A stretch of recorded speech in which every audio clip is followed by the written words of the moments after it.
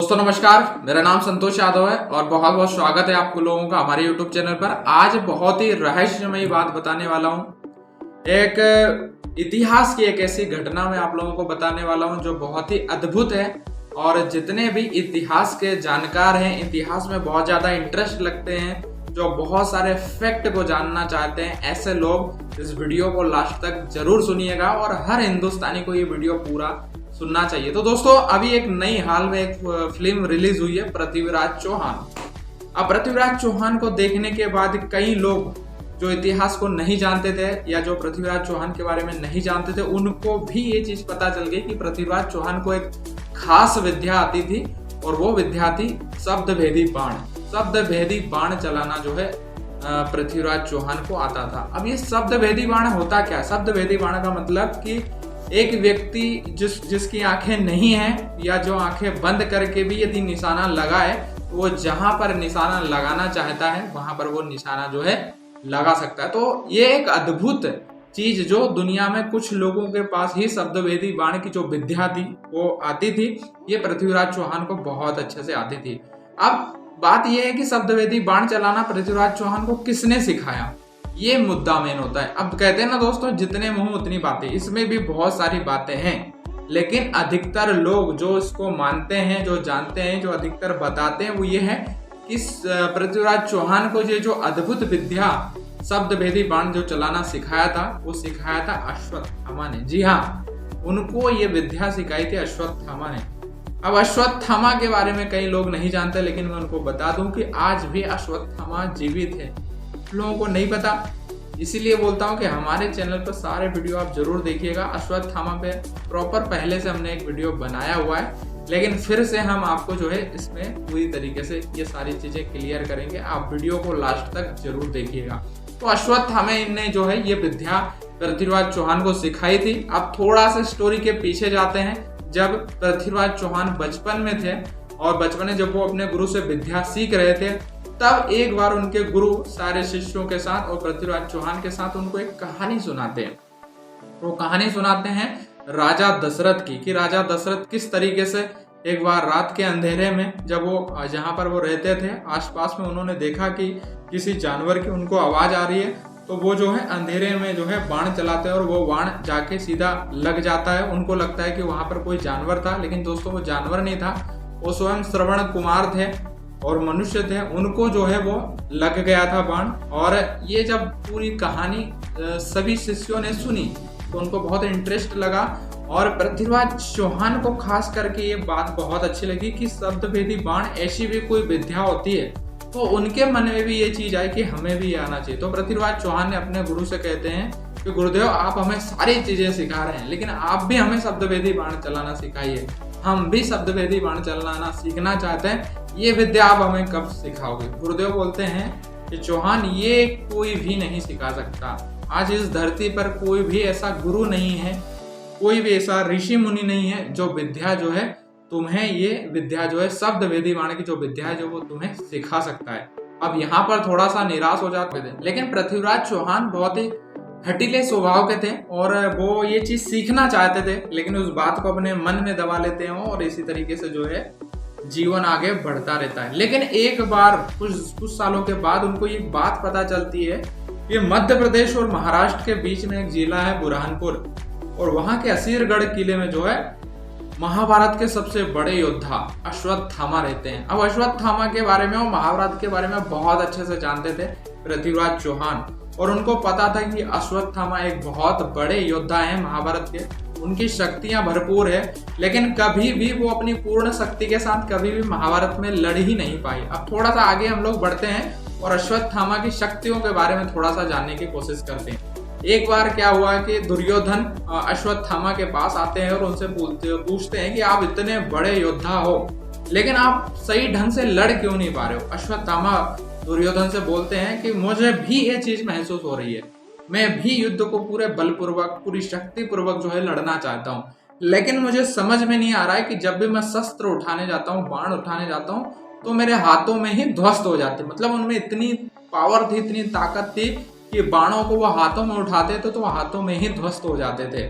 लेकिन दुर्योधन उनसे बोलता है कि मैं ये सब चीजें नहीं जानता, कल का युद्ध तुम्हें लड़ना है और पांडवों को तुम्हें मारना है।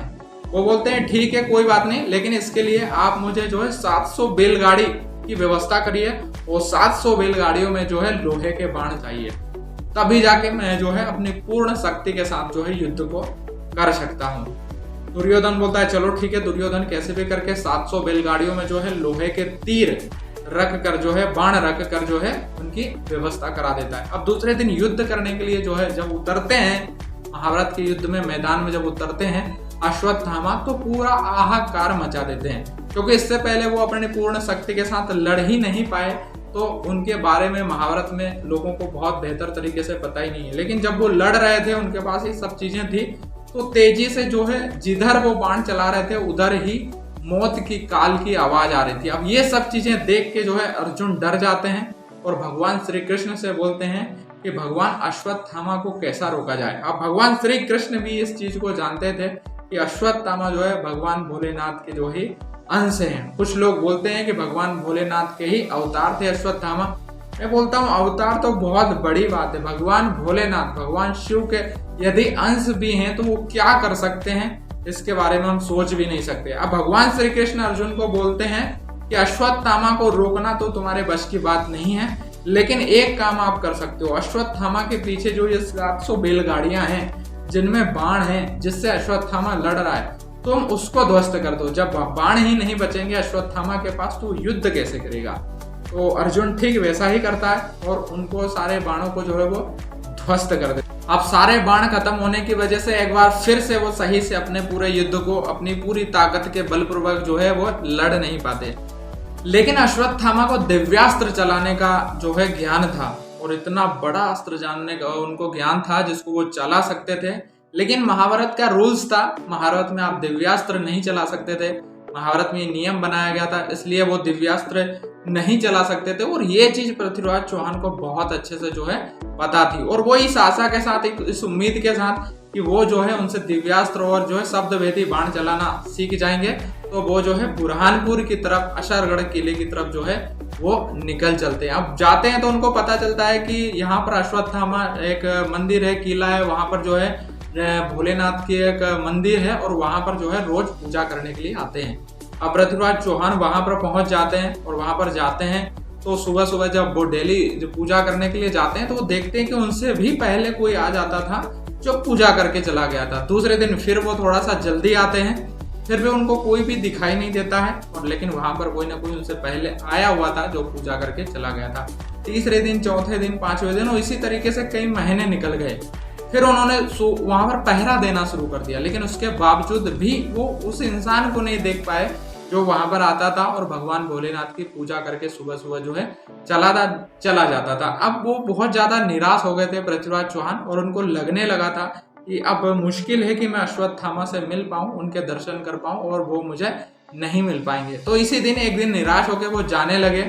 तो जैसे ही वो जा रहे थे तो रास्ते में उनको जो है एक लंबा चौड़ा पुरुष दिखाई दिया जो बूढ़ा था और बहुत लंबा चौड़ा था और उसके जो है माथे से खून टपक रहा था। वो पूजा की थाली लेके जा रहा था। पृथ्वीराज चौहान उनसे पूछते हैं क्या आप ही हैं जो रोज सब मेरे से भी पहले आके पूजा करके चले जाते हैं? तो वो बोलता है कि वो बूढ़ा बोलता है कि हाँ बिल्कुल। वो मुस्कुराते हुए बोलता है कि हाँ बिल्कुल मैं ही आता हूँ। तो पृथ्वीराज चौहान फिर थोड़ा सा मुस्कुरा के उनसे पूछते हैं क्या आप अश्वत्थामा तो नहीं कहीं? और वो बूढ़ा फिर से बोलता है कि हाँ बिल्कुल मैं अश्वत्थामा हूँ। तो जैसे ही ये बात पृथ्वीराज चौहान को पता चलती है तो वो सीधे अश्वत्थामा के चरणों में जाके गिर पड़ते हैं। उनको पता चलता है कि मैं तो साक्षात अश्वत्थामा के पास हूँ जो महाभारत का सबसे बड़ा योद्धा था। और जैसे ये बात पता चलती है वो उनके पैरों में गिड़गिड़ाने लगते हैं, उनसे आशीर्वाद मांगने लगते हैं और उनसे वो मांगते हैं कि मुझे आप दिव्यास्त्र क्या जो है वरदान दे दीजिए। जैसे ये सुनते हैं तो अश्वत्थामा उनसे थोड़े से दूर हो जाते हो और पृथ्वीराज चौहान से बोलते हैं आप जानते हो कि दिव्यास्त्र क्या होता है? दिव्यास्त्र को संभाल ही नहीं पाओगे आप। दिव्यास्त्र को आप छू भी लोगे तो आपका पूरा शरीर जो है जल के राख हो जाएगा। दिव्यास्त्र बहुत बड़ी पावर है। इस धरती पर इस समय कोई भी नहीं है जो दिव्यास्त्र को हासिल कर सकता हो, दिव्यास्त्र की क्षमता को उसको कंट्रोल कर सकता हो।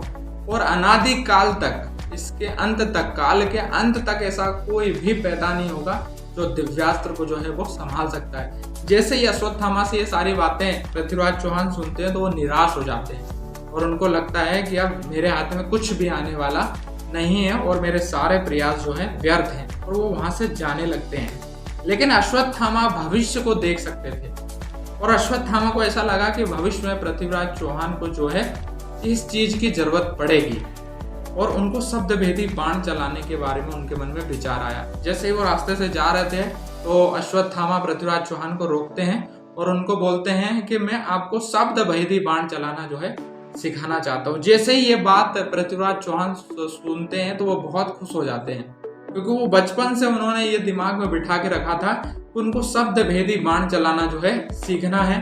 अब वहीं पृथ्वीराज चौहान कुछ दिनों के लिए रुक जाते हैं। अश्वत्थामा डेली उन्हें जो है वो वाली विद्या, शब्द भेदी बाण वाली विद्या सिखाते हैं, और कुछ ही महीने में पूरी तरीके से वो पृथ्वीराज चौहान जो है इस विद्या में पारंगत हो जाते हैं। यानी पूरी तरीके से शब्द भेदी बाण की जो विद्या थी वो पृथ्वीराज चौहान अब सीख चुके थे।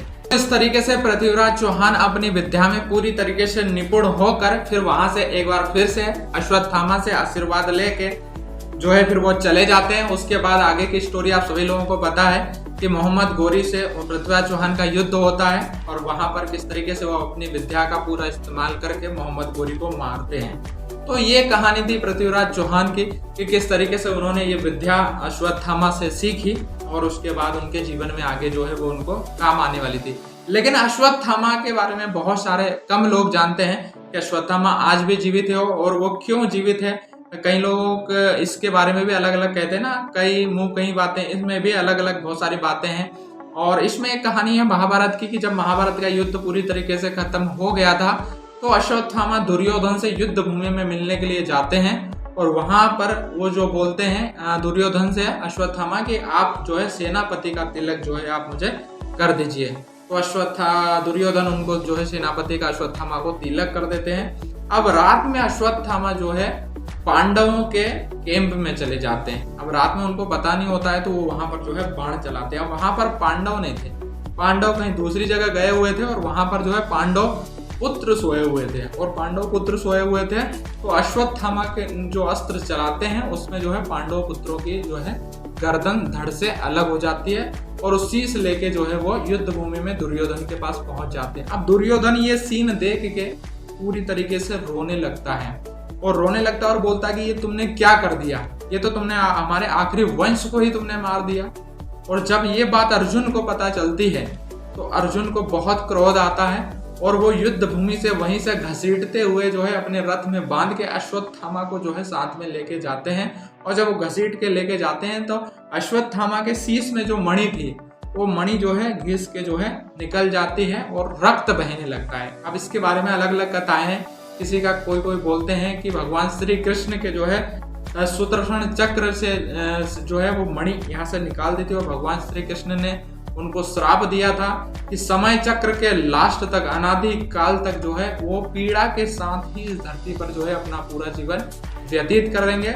और इसीलिए आज भी मध्य प्रदेश और महाराष्ट्र के बीच में जो जिला आता है बुरहानपुर, वहां पर असीरगढ़ के किले में आज भी भगवान शिव की पूजा करने आते हैं, और वहीं आसपास में आज भी अश्वत्थामा विराजमान है, और वहां के लोग आज भी इस बात को मानते हैं। और ये बात बिल्कुल जो है फैक्ट है, ये बात बिल्कुल जो है सत्य है। तो दोस्तों आज की ये स्टोरी थी, और मुझे उम्मीद है आपको बहुत सारी चीजें इसके माध्यम से जो है समझ में आया होगा। अश्वत्थामा ने जिस तरीके से पृथ्वीराज चौहान को ये विद्या सिखाई, जिससे कि हमारा इतिहास बहुत ही गौरवशाली बन गया। और ये वीडियो बनाने में बहुत मेहनत लगती है दोस्तों, इसलिए आप खाली इतना कर सकते हैं कि चैनल को सब्सक्राइब कर सकते हैं। आप यदि पहली बार आए हैं तो हमारे जो चैनल का नाम है द डायमंड टॉक, उसके साइड में आगे आपको रेड कलर का बटन सब्सक्राइब लिखा हुआ दिख रहा होगा, और उसको दबा दीजिए और आगे घंटी को बेल आइकन पर क्लिक कर दीजिएगा। तो वीडियो को लाइक कर दीजिए, ज़्यादा से ज़्यादा लोगों तक शेयर जरूर करिएगा। आप भी चाहते हैं, आपके पास कोई ऐसी स्टोरी हो, कोई ऐसा फैक्ट हो, आप चाहते हैं कि जिस तरह मैं वीडियो बनाऊं, तो आप कमेंट बॉक्स में जाकर आप अपनी स्टोरी जरूर बता सकते हैं कि इस टॉपिक पर स्टोरी बनी जाए, उस पर भी हम वीडियो लेकर जरूर आएंगे। तो वीडियो को लाइक करिए, ज़्यादा से ज़्यादा शेयर करिएगा, सब्सक्राइब चैनल को जरूर कर लीजिएगा। नेक्स्ट वीडियो में फिर से मिलेंगे, तब तक के लिए bye, take care and see you soon. जय हिंद, जय भारत।